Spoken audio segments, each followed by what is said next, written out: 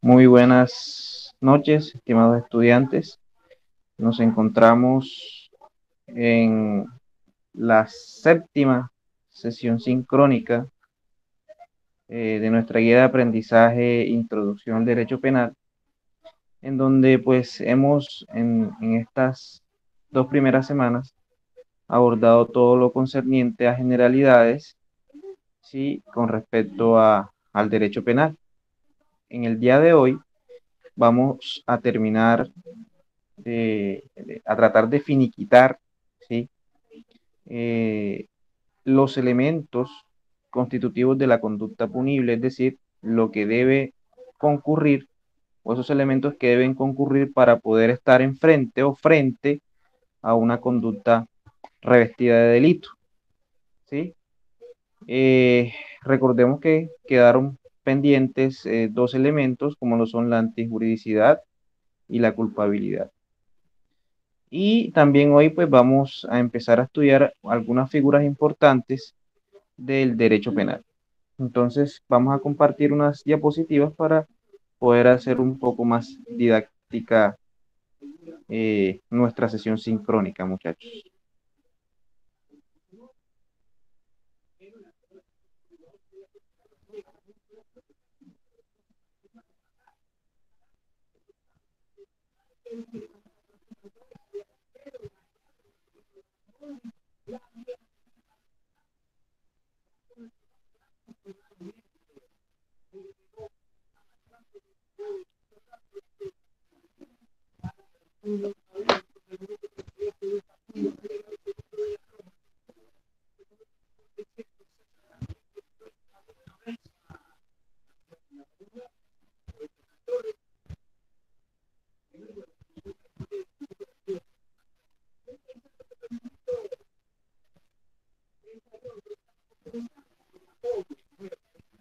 Bien, entonces, muchachos, ya nosotros habíamos estudiado a fondo lo que era el primer elemento de la conducta punible, ¿sí? Del delito como tal.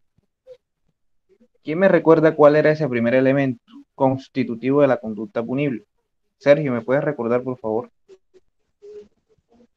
Ese primer elemento que estudiamos la clase pasada. La tipicidad, profesor. Muy bien. Entonces, tenemos, podemos concluir que la tipicidad, pues después de todo lo que hablamos la clase pasada, es la correspondencia que debe existir entre el hecho real, es decir, lo que sucede en el mundo fenomenológico, con lo que describe la norma taxativamente. Eso teniendo en cuenta uno de los principios más importantes que encontramos en el derecho penal, que es el principio de legalidad. ¿Sí? Nosotros solamente vamos a ser juzgados y condenados, investigados, acusados y condenados por conductas, ¿sí? Conductas desplegadas que se encuentren descritas taxativamente en una norma, ¿sí?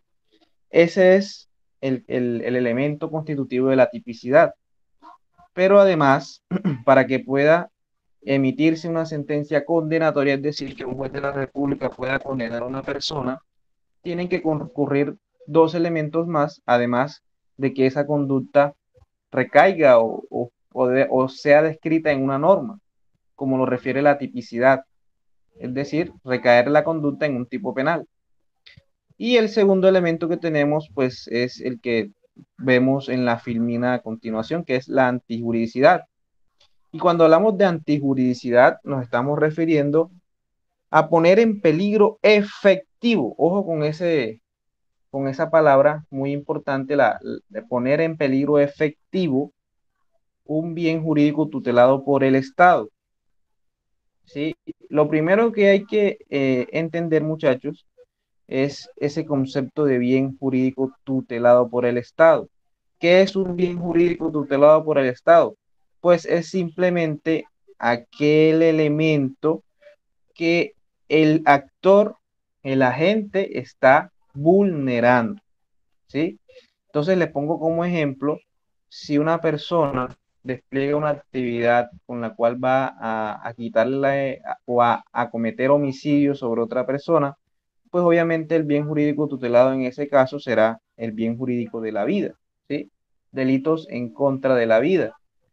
Si por el contrario se está o se va a cometer en una situación en donde una persona hurtará a otra su bien mueble ajeno, lo que estará poniéndose en peligro o vulnerándose es el bien jurídico tutelado del patrimonio económico, ¿sí?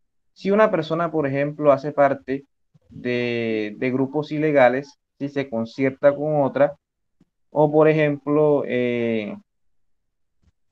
vamos a decir que comete la conducta de tener en su casa un arma sin salvoconducto o sin papeles, pues se estaría vulnerando el bien jurídico tutelado de la seguridad pública, ¿sí?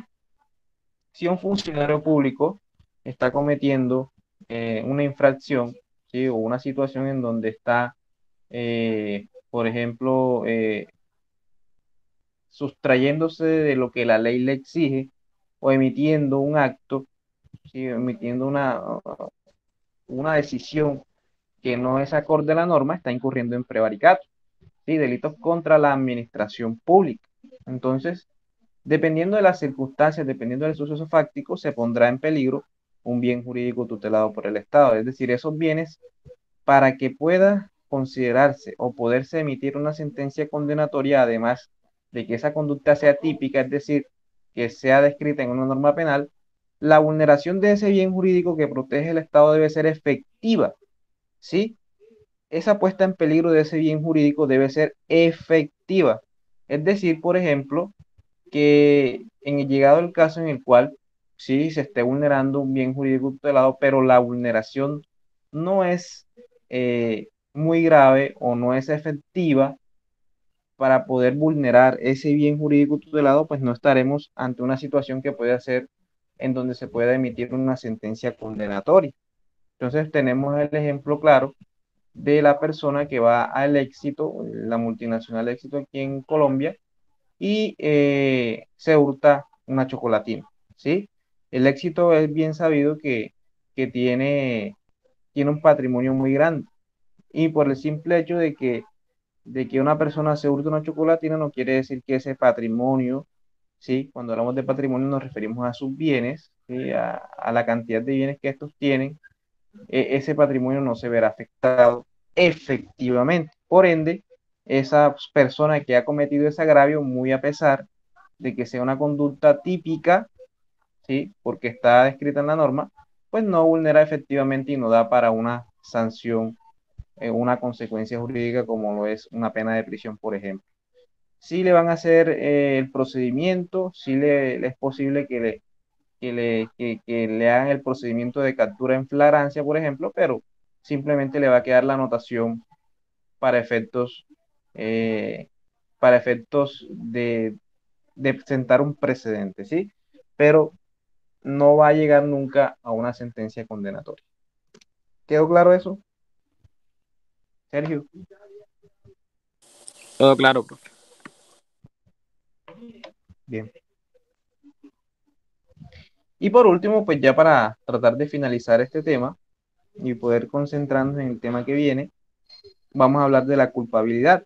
Entonces son tres elementos constitutivos de la conducta punible, ¿sí? Primero la tipicidad, segundo la antijuridicidad y tercero lo que es la culpabilidad. Y la culpabilidad tenemos que diferenciarlo en todos los aspectos a lo que es la culpa. ¿Sí? Recordemos que la culpa es una conducta negligente en donde es un elemento subjetivo del tipo penal, ¿sí? Dolo, culpa o preterintención. La culpabilidad hace referencia al juicio de reproche que le hace el Estado a esa persona que decide infringir una norma penal, ¿sí? Y que en ese evento se le exigía que actuara de otra manera, ¿sí? Ese es el juicio de reproche que hace el Estado a una persona que está en sus cinco cabales y que se le exigía que actuara de una manera diferente a como actuó.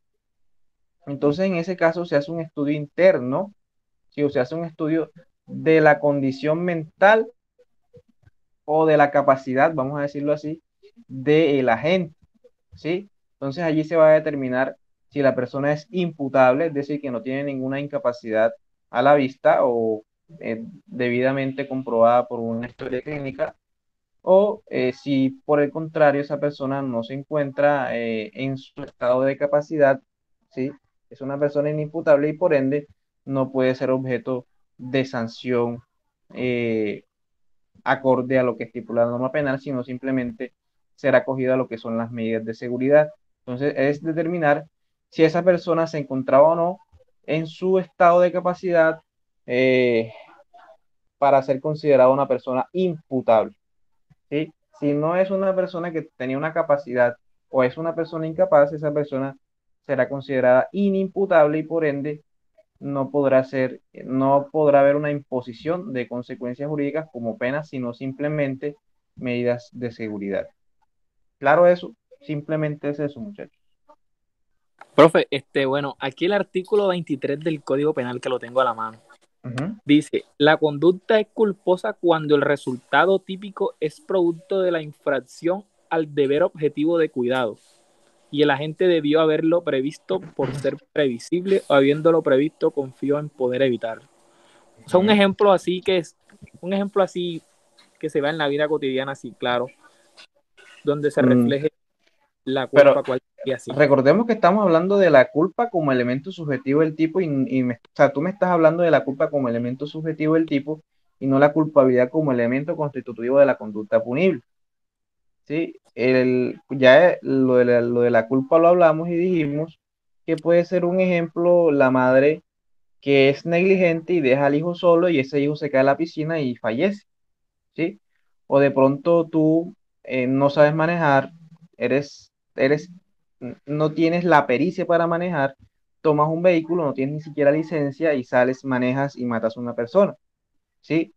Ya habíamos hablado sobre una frase que dice, eh, no prever lo previsible equivale a cometerlo, ¿sí? Entonces, en ese caso, es una actitud negligente, con impericia o imprudente de la gente que tiene una consecuencia jurídica, ¿sí? No con la misma severidad cuando se comete con dolo, pero tiene sus consecuencias jurídicas porque se le exige a la gente que actúe de forma diferente, ¿sí? No de forma culposa. Y la culpabilidad es simplemente un juicio de reproche que se le hace a la persona que está en sus cinco cabales, ¿sí? Que sabe lo que hace, que se puede autodeterminar, que es imputable, ¿sí? Que se autodetermina. Y obviamente es determinar si esa persona, cuando hablamos de culpabilidad, nos referimos a esa persona que de pronto es o tiene una condición de incapacidad, si es una persona que es incapaz, que no está en sus cinco sentidos y comete un delito, ¿sí? Y no sabe realmente lo que hace. Entonces es diferente la culpa, ¿sí? Como elemento subjetivo del tipo, cuando se actúa sin intención, vamos a decirlo así, sin un dolo factible, y la culpabilidad que es un simple juicio de reproche a una persona y determinar si realmente se encuentra en sus cinco cabales. Es totalmente diferente. Pero como me pides un ejemplo, ya ahí te di varios ejemplos para que puedas enfocarte un poquito. Claro eso, Luis. Sergio Luis. Sí, sí, pero de todo claro, y ahora sí. No es que estaba, es que como, ajá, de pronto como el término culpa y culpabilidad, entonces, Sí, eso es muy importante que ustedes aprendan a diferenciarlo, porque muchas personas confunden la culpa con la culpabilidad y son totalmente diferentes. ¿Sí? Eh, Reafirmo. ¿Sí? Y para que quede claro, la culpa o un delito culposo es cuando el agente se le exige que actuara de manera diferente y esta persona actuó de manera imprudente, con impericia, ¿sí? O, o negligentemente, ¿sí? No hubo intención, pero hubo una consecuencia que desembocó en un delito, ¿sí? Y la culpabilidad de simplemente determinar si esa persona era capaz o incapaz y hacer un juicio de reproche para saber si esa persona actuó realmente con autodeterminación al momento de cometer el delito. ¿Sí? Bien, entonces podemos decir ya para finalizar este tema de la culpabilidad, obviamente cuando nos referimos a la culpabilidad, se le dan todas las posibilidades a esa persona de que sea oída en juicio oral y sea declarada responsable o no penalmente, obviamente haciéndosele un juicio de reproche porque se logró probar o no su responsabilidad penal. ¿Listo? Entonces, finiquitamos y decimos que para que una conducta sea punible, ¿sí? O sea, es decir, una situación, un hecho, un hecho, un quehacer desviado de una persona sea considerado punible, se necesita que concurran esos tres elementos: tipicidad, antijuridicidad y culpabilidad, los cuales ya pues hemos desarrollado completamente en nuestra guía de aprendizaje. Entonces vamos a iniciar otro tema, para lo cual entonces vamos a compartir otras diapositivas. Sergio, ¿alguna pregunta? No, no, profe, todo claro. Listo, excelente. Entonces vamos ahora a compartir nuestro nuevo tema para poder avanzar. Entonces vamos a hablar de unas figuras importantes, ¿sí? Que ustedes deben tener en cuenta para abordar en esta guía de aprendizaje de derecho penal, introducción al derecho penal, ¿sí? Lo primero que hay que desarrollar, muchachos, y entender es que la conducta punible se considera realizada, ¿sí? Única y exclusivamente en el momento en el cual se ejecuta la acción o en aquel en el cual se debió tener lugar o debió tener lugar la acción que se omitió, ¿sí? O aun cuando sea otro el del resultado. Es decir, nosotros vamos a ser investigados, acusados y condenados por los hechos que cometamos en ese momento y bajo las normas preexistentes en ese momento. Recordemos que las normas rigen hacia futuro, pero en este ámbito, dependiendo de las circunstancias, se puede aplicar lo que es el principio de la favorabilidad, ¿sí? Entonces, ya lo habíamos dicho anteriormente, lo que es la indemnización en los casos de los delitos culposos. Esa situación de la indemnización o esa herramienta jurídica de la indemnización en delitos culposos como causal de extinción de la acción penal no se encuentra estipulada en la ley 906 de 2004, pero sí en la ley 600 y por favorabilidad se puede aplicar en los casos actuales, ¿sí? Pero esos casos son contaditos. Entonces, a nosotros solamente nos pueden juzgar por las normas que se encuentren vigentes en el momento en el cual se realiza la acción o se deja de hacer lo que la ley me exigía, ¿sí? Entonces, eso ténganlo muy en cuenta. Entonces, es muy importante, muchachos, empezar a hablar sobre un fenómeno jurídico o sobre una tesis que se denomina el iter criminis, ¿sí? O también conocido como el camino criminal, ¿sí? Todos esos pasos, ¿sí? Que debe seguir el agente, es decir, cuando hablamos de agente, nos referimos al criminal, al delincuente, al sujeto activo de la conducta punible, para poder llegar a lo que es la consumación del delito.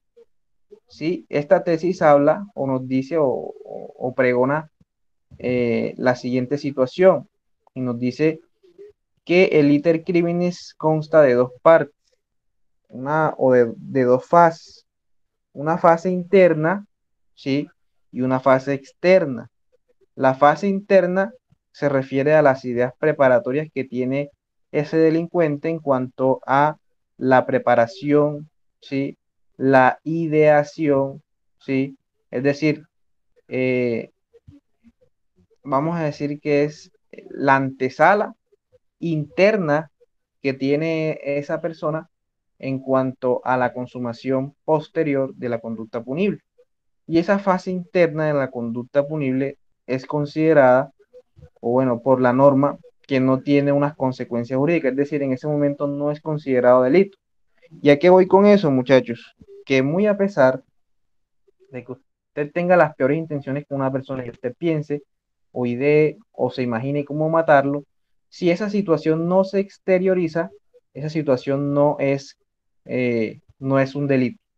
Si usted puede pensar lo que usted quiera, ¿sí? allá, más allá de que sea moralmente bien visto o no, lo que no se exterioriza no es delito. Muy a pesar de que usted piense o tenga los pensamientos más aberrantes, si esa conducta no se exterioriza, esa conducta no es delito, ¿sí?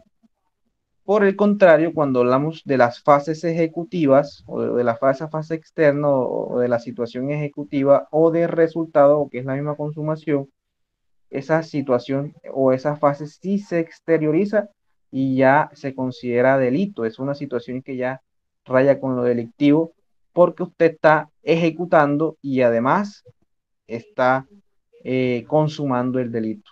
¿Sí?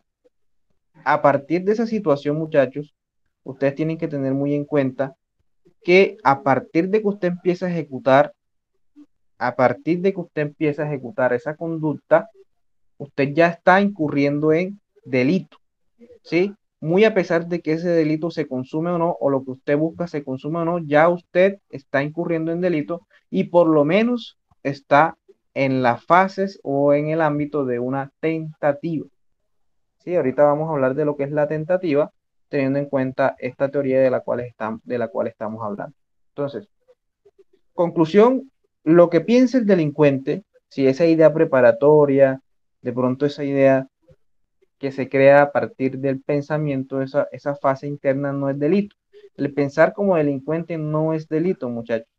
Pero si ese pensamiento empieza a exteriorizarse, ya sí empieza a tener unas consecuencias fenomenológicas y por ende es, eh, es penado por la ley penal. ¿Sí? ¿Quedó claro eso, Sergio? Sí, profe, todo claro. Bien, entonces, ese camino criminal, sí, ese camino criminal, la teoría establece que está compuesta por una fase de ideación, preparación, ejecución y consumación.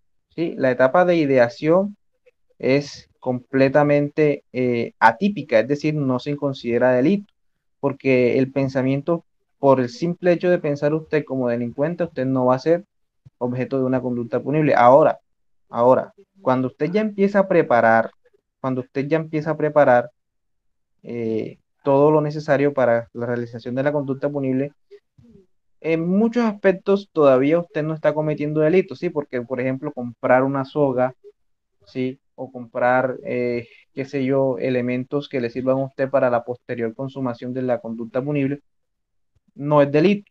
Sí, que usted lo encuentre con una soga o con un veneno, sí, es un simple indicio, pero usted todavía no está cometiendo delito. Pero en casos, por ejemplo, en donde usted se hace con un revólver o con un arma y usted no tiene un salvoconducto, se puede estar metiendo en un problema judicial por esa situación. Entonces, eso de preparación depende de qué clase de preparación usted esté haciendo para efectos de la imputabilidad o no de delitos en esa fase. ¿Sí?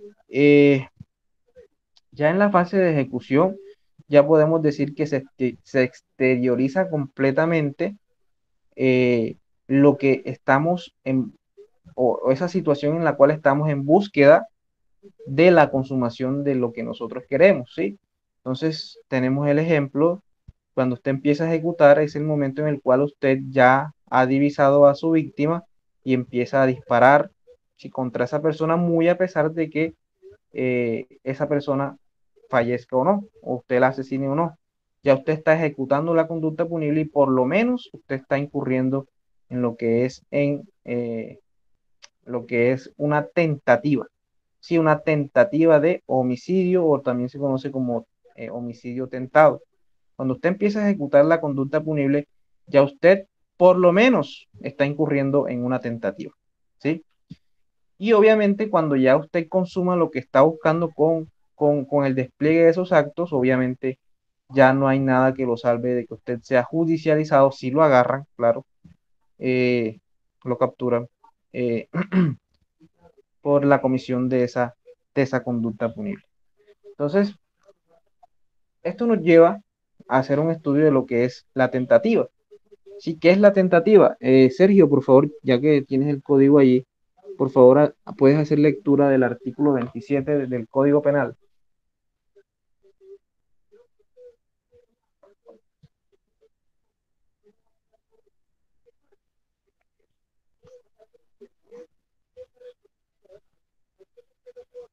Artículo 27. Sí, Dice, el que iniciare la ejecución de una conducta punible mediante actos idóneos e inequívocamente dirigidos a su consumación, y ésta no se produjere por circunstancias ajenas a su voluntad, incurrirá en pena no menor de la mitad del mínimo ni mayor de las 3/4 partes del máximo de lo señalada para la conducta punible consumada. bien. Entonces, cuando hablamos de tentativa, estamos hablando de que la persona ya empezó a ejecutar todo lo necesario para poder tener la consumación efectiva de esa conducta punible. Usted empezó a disparar, ¿sí? Usted ya vertió el veneno en, en el vaso, ¿sí? Usted ya puso de pronto una trampa para que esa persona cayera, ¿sí? Pero usted ya hizo todo lo necesario para que usted pudiera consumar eso. Pero a causa de un factor externo, ¿sí? A causa de una situación ajena a usted como delincuente, el delito no se consuma. Es decir, el acto que usted busca no se consuma, pero por circunstancias ajenas a usted, porque la tentativa es un acto externo que es de naturaleza imperfecta porque no llega a consumarse el resultado o a consumarse lo que usted está buscando con ese actuar. ¿Sí? Pero recordemos, es a causas ajenas o por circunstancias ajenas a la voluntad de la gente. En ese caso, muchachos, eh, vemos y nos damos cuenta de que es diferente, ¿sí? La consecuencia jurídica eh, en el caso en el cual se consuma o no esa, esa conducta punible. Sí, es atenuada la consecuencia jurídica. La pena de prisión es disminuida en una proporción, ¿sí? Disminuida en una proporción. Entonces, muy a pesar de que usted no logre su objetivo por circunstancias ajenas a usted, usted ya tiene por lo menos una investigación o tendrá una investigación en curso por un intento o por una tentativa de consumar una conducta punible. ¿Sí? Eso hay que tenerlo muy en cuenta, muchachos. La tentativa. Fases de ejecución, pero en esa ejecución falla la gente por circunstancias ajenas a su voluntad. Profe, yo tengo una pregunta. Bueno, Cuéntame. yo estuve leyendo con respecto a la tentativa. Ujú, Y no sé si era un autor que él o sea, colocaba un caso hipotético y era que se podía ver reflejada en dos delitos.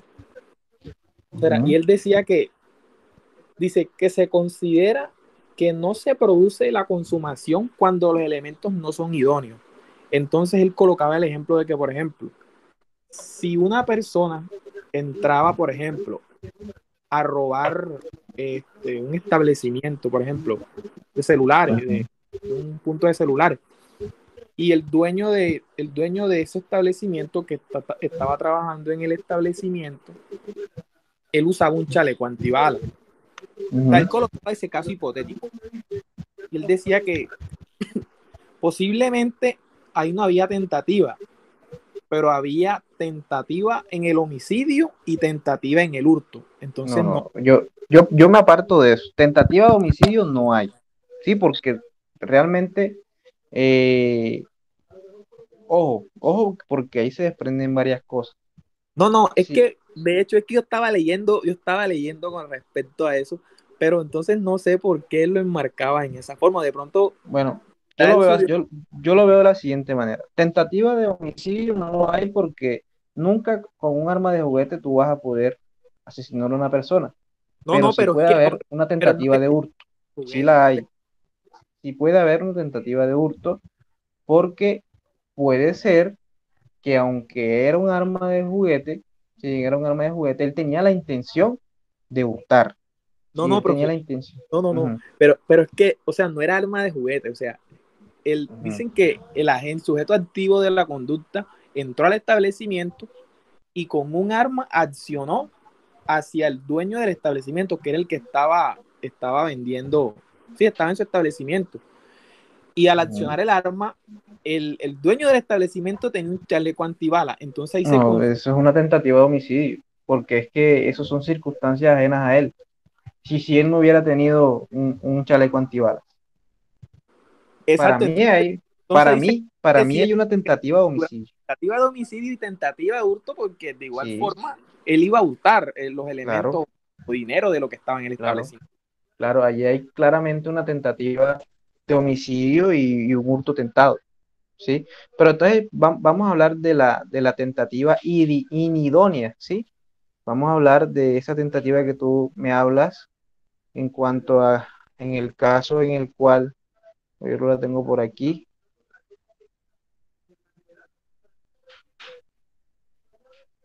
creo que es esta. Sí, aquí está. Tentativa imposible, que es cuando las herramientas que usa el sujeto activo de la conducta punible no son idóneas, ¿sí? O nunca va a poder cometer el delito porque esas herramientas no, no son idóneas, ¿sí? Entonces, ejemplo claro, tú quieres envenenar a una persona, pero se te cruzan los cables y lo que le das es azúcar, ¿sí? Nunca a ti te van a investigar por eso, porque realmente es una situación que es imposible, ¿sí? El sujeto sabe, ¿sí? Que iba a cometer esa conducta, a asesinar a una persona, pero al vertir azúcar, simplemente lo que está es haciéndole el café un poco más apacible, ¿cierto?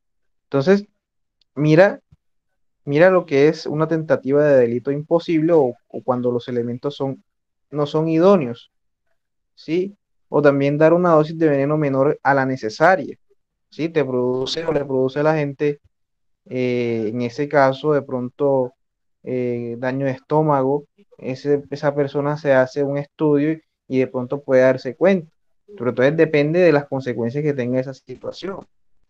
Pero entonces en ese caso nunca el delito se va a poder consumar porque las herramientas o los recursos que utilizó esa persona no podrían conseguir el fin que se persigue pues con la intención de la gente, ¿sí? Es una imposibilidad de consumación.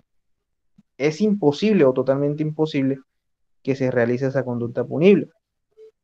Diferente acá, que es la tentativa idónea, ¿sí? Esa persona tenía un revólver, ¿cierto?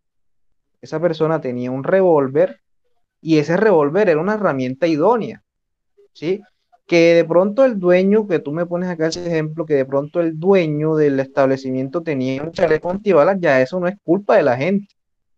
Eso es Diosito que le puso ese chaleco antibalas y que la persona no tuvo puntería para apuntar en otro lado, ¿sí? Pero los elementos eran idóneos, ¿sí? Aquí vemos el ejemplo, el que dispara a otra persona, pero esta persona se encuentra protegida por chaleco antibalas. Mira el ejemplo que tú me pones. Esa tentativa es idónea, ¿sí? Esa persona puede ser juzgada por tentativa de homicidio o tentativa de hurto en este caso, ¿sí? Entonces, mira que dependiendo de los elementos, vamos a encontrarnos en una tentativa de delito imposible o inidónea o una tentativa idónea, que es cuando los elementos sí sirven, pero mira el ejemplo que tú me diste. Aquí está en las diapositivas claramente, ¿sí? Y acá vemos la tentativa desistida, ¿sí? Que es cuando el agente empieza su ejecución pero este voluntariamente decide poner fin a esa actuación criminal sin llegar a esa consumación, ¿sí? Pero no es arrepentimiento, ¿sí? Este propio de abandono delictivo tiene que ser definitivo. Este delito existe siempre que el autor ha ejecutado solo parte de las actividades necesarias para producir el resultado o realizar el tipo, ¿sí? Entonces, yo desisto. Yo me doy cuenta, por ejemplo, voy armado, pero me doy cuenta que esa persona tiene 12 personas que lo están custodiando. Yo desisto de eso. ¿Sí? Eso no va a tener consecuencias jurídicas diferente a la frustrada, ¿sí? Que tiene un poco de de semejanza con lo que es la idónea. Sí que es cuando el agente hace todo lo posible, pero se frustra o esa situación no se produce por circunstancias ajenas a ese delincuente, ¿sí?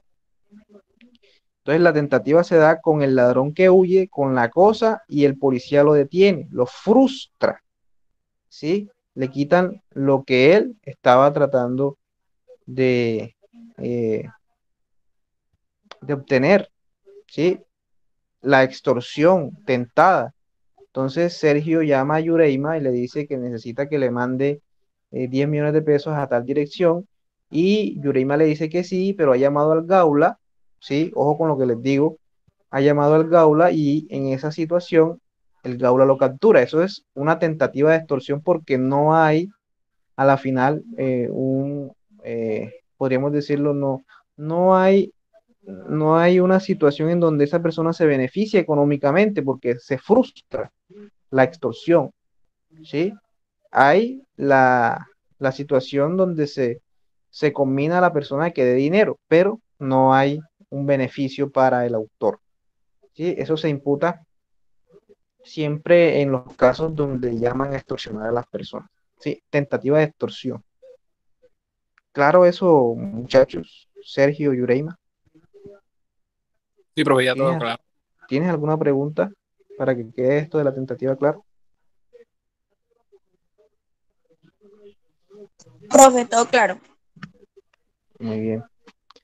Entonces, si se empieza a ejecutar la conducta, para que quede ya finiquitado este tema, si se empieza a ejecutar la conducta, por lo menos si los elementos son idóneos o la conducta es frustrada, ya tú estás incurriendo en una conducta tentada y te ves abocado a los parámetros proporcionados que establece el artículo 27 del Código Penal, Ley 599 del 2000, ¿sí?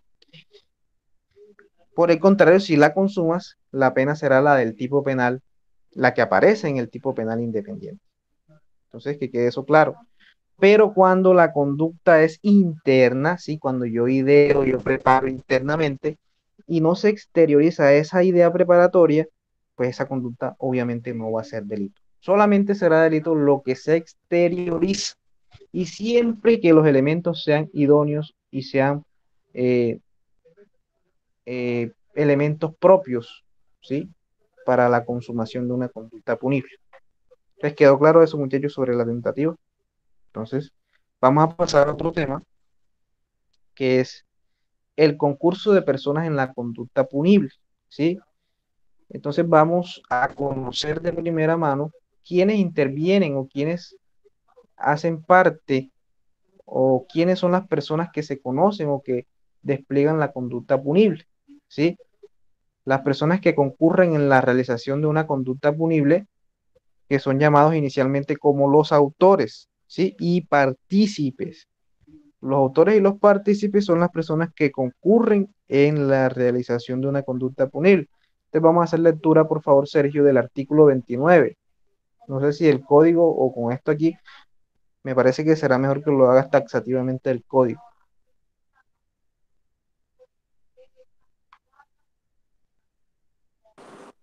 Artículo 29. Sí, señor. Autores. Ujú. Es autor quien realice la conducta punible por sí mismo o utilizando a otro como instrumento. Son coautores los que mediando un acuerdo común actúan con la división del trabajo criminal, atendiendo a la importancia del aporte. Bien. Entonces nos hablan inicialmente de lo que son los autores y el coautor o coautores, ¿sí?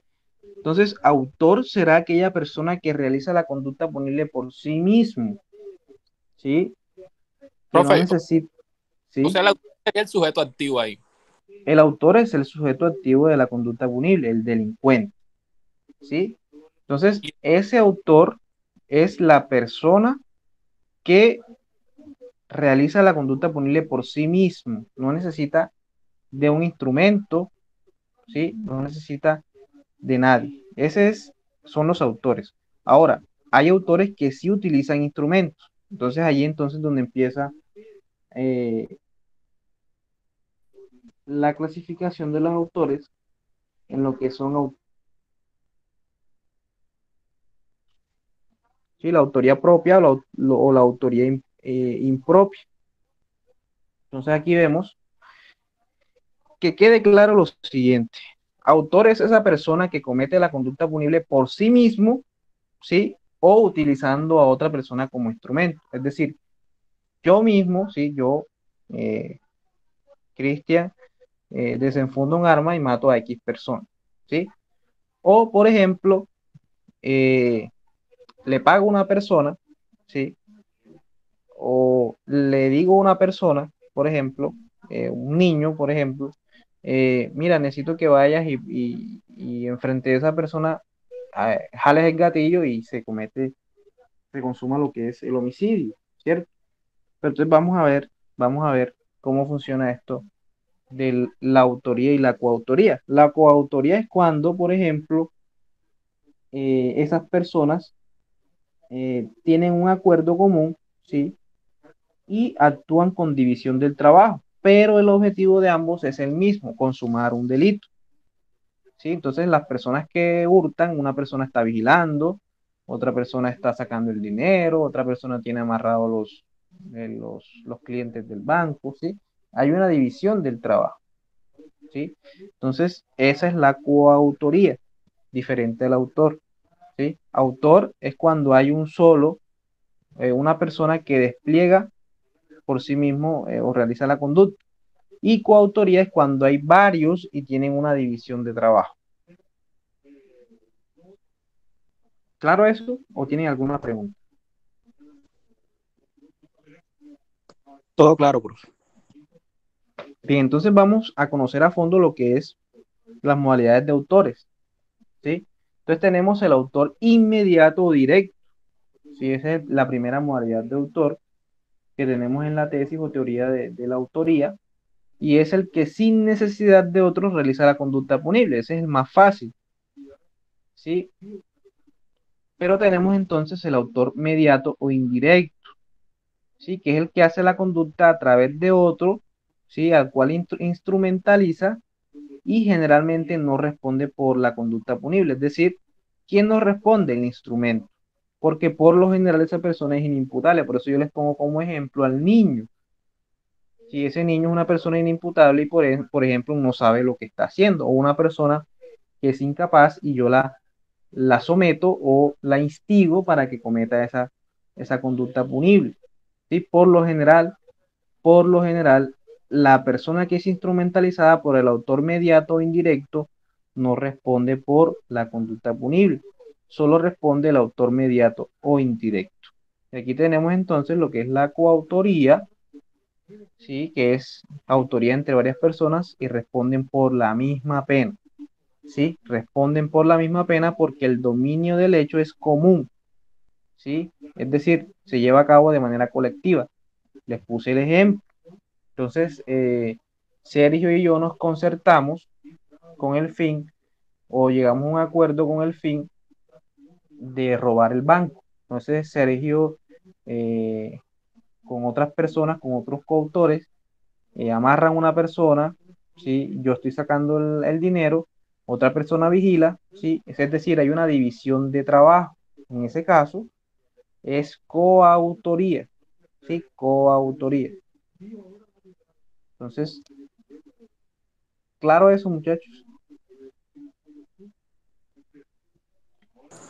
Claro, profe. Bien. Ya hablando de los partícipes, entonces tenemos que hacer lectura del artículo 30. Sergio, por favor, artículo 30.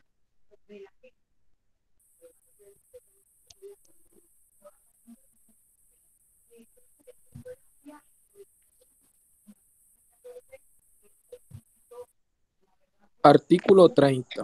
Partícipes. Son partícipes el determinador y el cómplice. Quien determine a otro a realizar la conducta antijurídica incurrirá en la pena prevista para la infracción. Sí, continúa. Ya. Dice, quien contribuye a la realización de la conducta antijurídica o preste una ayuda posterior por concierto previo o concomitante a la misma, incurrirá en la pena prevista para la correspondiente infracción, disminuida de una sexta parte a la mitad. Al intermitente que, no teniendo las calidades especiales exigidas en el tipo penal, concurra en su realización, se le rebajará la pena en una cuarta parte.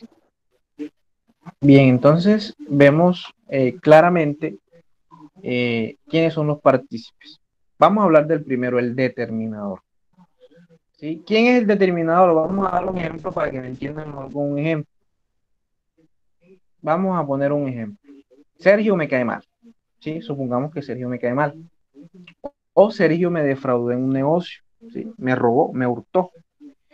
Y quedamos con esa situación, ¿cierto? Y realmente yo quiero deshacerme de Sergio. Yo me quiero deshacer de Sergio porque me cayó mal y además me defraudó económicamente. Entonces yo decido contratar un sicario, ¿sí? Que en este caso sería autor inmediato porque él decide si cobra o no por matar a una persona. Él no es un instrumento, él es una persona que está cometiendo un delito grave, que es el sicariato, pero entonces está actuando bajo los parámetros o a causa de que hay una promesa remuneratoria. ¿Y quién le está pagando? Yo le estoy pagando. Entonces yo soy el determinador en ese caso para que ese sicario mate a Sergio, ¿sí? Entonces yo respondo, eso se llama el autor intelectual, le dicen popularmente, pero eso se llama, jurídicamente se llama determinador. Si esa persona se ve abocada a una consecuencia jurídica de 25 años o una sanción de 25 a 40 años, yo como persona que le pago a ese sicario también me voy a ver abocado a una consecuencia jurídica de 25 a 40 años. Es decir, yo respondo por la misma pena que responde incluso quien fue y mató a esa persona.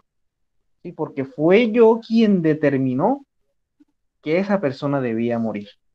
¿Sí? Ese es el determinador. El cómplice, ¿quién es el cómplice? ¿Quién contribuye a la realización de la conducta antijurídica o culpable? Sí, entonces yo le digo, Sergio y yo queremos robar un banco, hurtar un banco, ¿sí? Entonces le decimos a un taxista, mira, lo que pasa es que nosotros vamos a realizar esto o vamos a hacer algo y yo necesito que pues nos esperes. Sí, ese taxista, si o a sabiendo o no de esa situación y se da cuenta posteriormente de eso y él no hace nada para evitarlo, es cómplice. Sí, hay una complicidad en esa situación. Entonces, él no tiene el dominio del hecho, pero, pero presta una ayuda necesaria para que se pueda consumar la situación. Si ellos no tienen en qué huir, obviamente la conducta no se va a poder consumar, sino que simplemente puede llegar a ser una simple tentativa, ¿sí? Y el interviniente es que no teniendo las calidades especiales exigidas en el tipo penal, pues concurre en su realización, ¿sí? Por ejemplo, la persona que compra eh, lo que se ha hurtado o quien realmente ha negociado lo que se va a hurtar futuramente. ¿Sí? Eso es una persona que interviene, pero que concurre o ayuda a que concurra a la realización de la conducta punible. Y obviamente no se va a juzgar con lo mismo o con la misma severidad que se va a juzgar al autor o al determinador o al cómplice, ni mucho menos.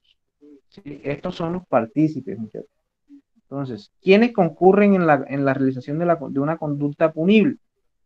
El autor, o cuando hay varios autores, los coautores, los partícipes que son el determinador, es decir, quien motiva a esa persona para que vaya y mate a esa persona, por ejemplo, el cómplice que es aquella que presta una ayuda necesaria, pero no tiene el dominio del hecho, y el interviniente que es quien concurre o quien presta una ayuda eh, no suficiente o sí, posterior al hecho. Claro eso, muchachos, ¿alguna pregunta?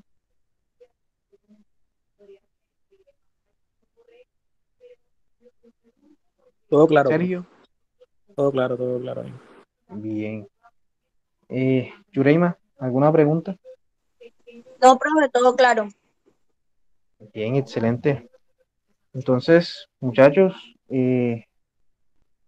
ya entonces nos faltaría el día jueves con sus demás compañeros empezar a tocar lo que son las causales de ausencia de responsabilidad y ya esa misma clase tratar de tocar lo que son las consecuencias jurídicas, las penas, las medidas de seguridad.